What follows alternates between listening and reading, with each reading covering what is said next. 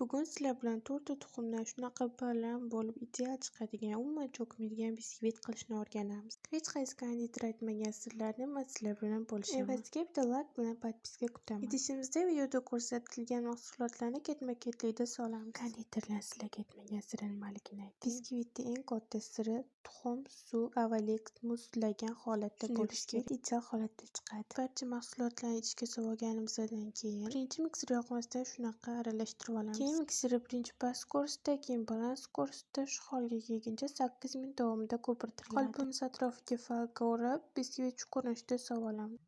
Massani solgandan keyin o'rtasini shunaqa chuqur qilib ochib qo'yamiz. 170 gradusda 45-50 daqiqaga duxovkaga qo'yamiz. Biskvit cho'kib qolishi yana bitta katta siri 40 minutgacha duxovkani ochmaysizlar. Videoni yo'qotib qo'ymaslik uchun menga podpiska bo'lib, videoni saqlang. Bu videoni biskvit o'xshamay cho'kib qoladigan tanchasiga jo'natib qo'ying. Bundan qiziq videolarni hamma sirlari bilan mani profilimdan topsanglar bo'ladi. To'liq retsept olish uchun menga podpiska bo'lib, kommentariyada biskvit so'zini qoldiring.